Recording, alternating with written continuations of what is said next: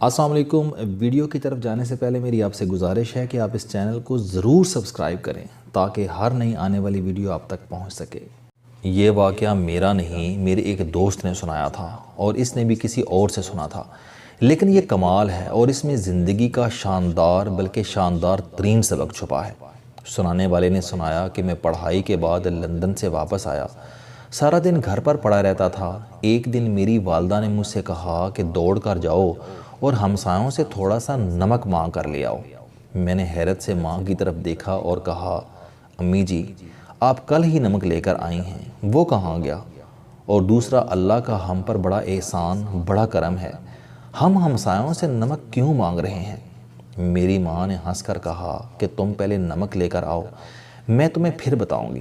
میں برا سا منہ بنا کر چلا گیا۔ ہمارا ہمسایہ بہت غریب تھا، اس کا دروازہ تک ٹوٹا ہوا تھا۔ میں نے اس کی کنڈی بجائی، خاتون خانہ باہر آئی۔ میں نے اسے سلام کیا اور بتایا کہ میں آپ کے ہمسائے خواجہ صاحب کا بیٹا ہوں، لندن سے آیا ہوں، میری والدہ کو تھوڑا سا نمک چاہیے، اگر ہو سکے تو آپ دے دیجئے۔ خاتون کے چہرے پر مسکراہٹ آ گئی، وہ اندر گئیں، چھوٹی سی کٹوری میں تھوڑا سا نمک ڈال کر لے آئیں اور مسکرا کر بولی کہ بیٹا امی کو میرا سلام کہنا اور پھر کہنا کہ آپ کو اگر مزید کسی چیز کی ضرورت ہو تو آپ منگوا لیجئے گا، میرے پاس آج فریش بھنڈیاں بھی ہیں۔ میں نے اس کا شکریہ ادا کیا اور نمک لے کر آ گیا۔ میں والدہ سے بہت ناراض تھا، مجھے نمک مانگتے ہوئے بڑی شرم آئی تھی۔ میری والدہ نے مجھے دیکھ کر کہکا لگایا اور میرے سر پر ہاتھ پھیر کر بولی، بیٹا یہ لوگ غریب ہیں، یہ روز مجھ سے کھانے کی کوئی نہ کوئی چیز مانگتے ہیں۔ ان کے بچے شروع میں جب ہماری بیل بجاتے تھے تو مجھے ان کی آنکھوں میں شرمندگی اور بے عزتی محسوس ہوتی تھی۔ میں نے انہیں شرمندگی سے نکالنے کے لیے یہ طریقہ ایجاد کیا ہے۔ میں ہر دوسرے دن ان سے کوئی نہ کوئی چیز مانگتی رہتی ہوں، کبھی نمک مانگ لیتی ہوں، کبھی مرچ کے لیے کسی کو بھجوا دیتی ہوں اور کبھی دوپٹہ، چادر یا بالٹی مانگ لیتی ہوں۔ میرے مانگنے کی وجہ سے یہ کمفرٹیبل ہو جاتے ہیں اور ان کو جو بھی چیز چاہیے ہوتی ہے یہ ہم سے بے دھڑک لے لیتے ہیں۔ یہ سن کر میری آنکھوں میں آنسو آ گئے۔ میں نے اپنی ماں کا ہاتھ تھاما اور دیر تک چومتا رہا۔ میری ماں نے اس کے بعد مجھے زندگی کا شاندار ترین سبق دیا۔ انہوں نے فرمایا کہ بیٹا اپنے غریب ہمسایوں، رشتہ داروں اور دوستوں سے چھوٹی چھوٹی چیزیں مانگتے رہا کرو، اس سے ان کی انا بھی تکڑی رہتی ہے اور ہمارا بھی ان سے تعلق قائم رہتا ہے۔ میں نے ایک بار پھر اپنی ماں کا ہاتھ چوم لیا۔ میری والدہ نے شام کو میرے ذریعے اس ہمسائے کے گھر سالن بھی بھجوا دیا۔ میں گوشت کا ڈونگا لے کر گیا اور ان سے تھوڑی سی بھنڈیاں مانگ کر لے آیا۔ اس رات مجھے طویل عرصے بعد لمبی اور پرسکون نیند آئی۔ یہ کیا شاندار واقعہ اور بے مثال سبق ہے۔ میں نے جب یہ سنا تو میرے سامنے بھی درجنوں واقعات کھل گئے۔ میرے والد بھی اپنے دوستوں سے تمباکو اور حقے کے لیے گڑ منگوایا کرتے تھے۔ یہ سلسلہ اس وقت بھی جاری رہا جب ان کا حقہ عملاً بند ہو چکا تھا۔ ہمارے گھر میں 10-15 کلو تمباکو ہر وقت رہتا تھا، مگر وہ اس کے باوجود مزید منگواتے رہتے تھے۔ میں نے ایک دن ان سے اس عجیب و غریب شوق کے بارے میں پوچھا تو انہوں نے ہنس کر جواب دیا، میرے دوست بوڑھے ہو چکے ہیں، یہ اکیلے بھی ہیں اور یہ زندگی کی دوڑ میں پیچھے بھی رہ گئے ہیں، مجھے تمباکو پہنچانا ان کی زندگی کی واحد ایکٹیویٹی ہے۔ میں انہیں فون کر کے فرمائش کرتا ہوں، یہ بھی خوش ہو جاتے ہیں، یہ اس بہانے اسلام آباد آتے ہیں، میں انہیں ڈاکٹروں کو بھی دکھا دیتا ہوں، 2-3 دن ان کی خدمت کرتا ہوں، واپسی پر انہیں جوتے اور کپڑے بھی لے کر دیتا ہوں اور ہم 1-2 دن ہنس کھیل بھی لیتے ہیں۔ مجھے اس وقت والد کی منطق سمجھ نہیں آتی تھی، لیکن جب میں نے نمک کا واقعہ سنا تو مجھے والد، تمباکو اور ان کے سارے پینڈو دوست یاد آ گئے، اور پھر میں دیر تک سوچتا رہا کہ ہماری بزرگ نسل کتنی شاندار اور وسیع القلب تھی، یہ کس طرح لوگوں کو اپنے ساتھ جوڑ کر رکھتی تھی، جبکہ ہم تقسیم در تقسیم نسل ہیں۔ ہمارا اپنی ذات کے ساتھ بھی تعلق ٹوٹ چکا ہے۔ لاہور میں میرے ایک دوست رہتے تھے، اللہ تعالیٰ انہیں جوار رحمت میں جگہ دے۔ میں جب بھی ان سے ملنے جاتا وہ کسی نہ کسی ریسٹوران میں دعوت کرتے تھے، 10-15-20 لوگوں کو انوائٹ کرتے تھے اور آخر میں بل ہمیشہ اپنے کسی نہ کسی غریب دوست سے دلواتے تھے۔ مجھے ان کی یہ حرکت بہت بری لگتی تھی۔ میں سوچتا تھا کہ یہ کیا چول حرکت ہے، وہ بیچارہ ہمارے سامنے موٹر سائیکل یا رکشے پر آیا اور شاہ صاحب نے اسے 10-15 ہزار روپے کا بل ٹھونک دیا۔ اللہ تعالیٰ نے انہیں انتہائی خوشحال بنا رکھا ہے، انہیں کم از کم یہ چول نہیں مارنے چاہیے۔ میں کئی برس تک شاہ صاحب کی اس حرکت پر کڑتا رہا، لیکن پھر ایک دن شاہ صاحب پکڑے گئے۔ میں واش روم میں تھا، شاہ صاحب بھی اپنے غریب دوست کو پکڑ کر واش روم میں لے گئے۔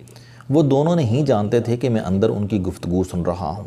شاہ صاحب نے اپنے غریب دوست کی ٹھوڑی کو ہاتھ لگایا اور اس سے کہا، یار حماد، باہر میرے دوست ہیں، یہ مجھے بل نہیں دینے دیں گے، تم یہ پیسے رکھو اور جب ویٹر بل لائے تو تم بل پکڑ کر زبردستی ادا کر دینا۔ اگر میرے دوست ضد کریں گے تو میں ان سے کہوں گا کہ یہ دعوت حماد کی طرف سے تھی، لہٰذا بل یہی دے گا، پلیز میرا پردہ رکھنا۔ حماد نے آہستہ آواز میں سرگوشی کی، شاہ جی آپ پیسے رہنے دیں، بل میں دے دوں گا۔ شاہ صاحب نے دوبارہ اس کی ٹھوڑی کو ہاتھ لگایا اور منت کے لہجے میں کہا، حماد پلیز تم یہ رقم ادھار سمجھ کر رکھ لو، لیکن بل اسی سے ادا کرو، اور اس کے ساتھ ہی رقم اس کی جیب میں ڈال دی۔ وہ دونوں واش روم سے نکل گئے تو میں بھی آنکھیں صاف کرتا ہوا باہر آ گیا۔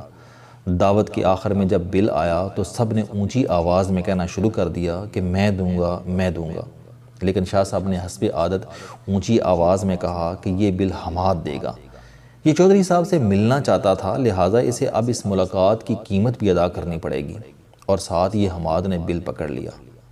میں نے یہ واقعہ بعد ازاں بے شمار لوگوں کو سنایا اور ہر بار ان سے یہ درخواست کی کہ آپ جب بھی اپنے پرانے اور بچپن کے دوستوں سے ملیں شاندار کھانا منگوائیں، اور جب بل کی باری آئے تو بل اٹھا کر اپنے سب سے غریب دوست کے حوالے کر دیں، اور ساتھ ہی میز کے نیچے سے اسے رقم پکڑا دیں۔ اس سے اس کا بھرم بھی رہ جائے گا، دوستوں میں اس کی عزت بھی بڑھ جائے گی، اور آپ کا اس کے ساتھ تعلق بھی گہرا ہو جائے گا۔ یہ واقعات سن کر میرے چند جاننے والوں نے دوستوں سے مانگتے رہو کے نام سے ایک چھوٹا سا گروپ بنا لیا۔ اس گروپ کے لوگ اپنے غریب رشتہ داروں اور دوستوں سے کچھ نہ کچھ مانگتے رہتے ہیں۔ یہ کسی سے گنے منگوا لیتے ہیں، کسی سے گڑ، کسی سے مکھن، کسی سے پنیر، کسی سے دیسی انڈے، کسی سے ساگ اور کسی سے آٹا۔ یہ حرکت بظاہر بڑی چیپ محسوس ہوتی ہے، لیکن آپ یقین کریں ان کی اس چیپ حرکت سے ان کے اپنے پرانے دوستوں اور رشتہ داروں کے ساتھ تعلق بہت آئیڈیل ہے۔ یہ لوگ دوستوں سے دال، ساگ اور گڑ مانگتے ہیں، اور دوست جواب میں ان سے دوائیاں، بچوں کی فیسیں اور بیٹیوں کا جہیز مانگ لیتے ہیں، اور یہ لوگ دوستوں کو مہینے 2 مہینے بعد کپڑے، جوتے، سویٹر اور رضائیاں بھی بھجواتے رہتے ہیں۔ آپ خود سوچئے، یہ لوگ اگر ان سے گڑ نہیں مانگیں گے تو یہ غریب دوست ان سے اپنی تکلیف اور ضرورت کا ذکر کیسے کریں گے؟ اور یہ اگر ان سے اپنی ضرورت بیان نہیں کریں گے تو پھر یہ کس کے پاس جائیں گے؟ کیا انسان کو تکلیف میں دوستوں اور رشتہ داروں سے رابطہ نہیں کرنا چاہیے؟ دوسری چیز، آپ لوگ اپنے ہمسایوں سے بھی کچھ نہ کچھ مانگتے رہا کریں۔ اس سے آپ کے تعلقات دیواروں تک محدود نہیں رہیں گے، یہ صحن اور ڈرائنگ روم تک چلے جائیں گے۔ لیکن اس کے لیے ایک بات کا خاص خیال رکھیں۔ پنجاب کی پرانی روایت تھی کہ ہماری دادیاں اور نانیاں دوسروں کا برتن خالی واپس نہیں بھجواتی تھیں۔ اگر ایک گھر سے سالن آتا تھا تو واپسی پر اس برتن میں حلوہ یا میوہ جاتا تھا۔ آپ بھی ہمسایوں سے مانگیں اور واپسی پر اس برتن میں زیادہ بڑی اور شاندار چیزیں بھجوائیں۔ اس سے آپ کے تعلقات میں بھی اضافہ ہوگا اور اجنبیت کی دیواریں بھی گر جائیں گی۔ آخری بات، آپ کو جب بھی کوئی شخص کھانے کی چیز بھجوائے تو لوگوں کے درمیان اس کی جی بھر کر تعریف کریں۔ یہ یاد رکھیں کہ ہم انسانوں کی فطرت ہے، ہم ہمیشہ دوسروں سے کھانے کی چیز کی تعریف چاہتے ہیں۔ آپ ذرا یاد کریں، لوگوں نے جب بھی آپ کے کھانے کی تعریف کی تھی تو آپ کو کیسا لگا تھا؟ آپ کو اگر اچھا لگا تھا تو آپ بھی یہ کر کے دیکھیں، دوسروں کو بھی بہت اچھا لگے گا۔ اور یہ بھی یاد رکھیں کہ ہم سماجی جانور ہیں، ہم دوسروں سے کٹ کر نہیں رہ سکتے۔ ہماری ساری خوشیاں دوسروں کے دلوں سے نکلتی ہیں، لہٰذا لوگوں سے رابطے میں رہا کریں، خوش رہیں گے، ورنہ اپنی ہی ذات میں قید تنہائی کا شکار ہو کر گھٹ گھٹ کر فوت ہو جائیں گے۔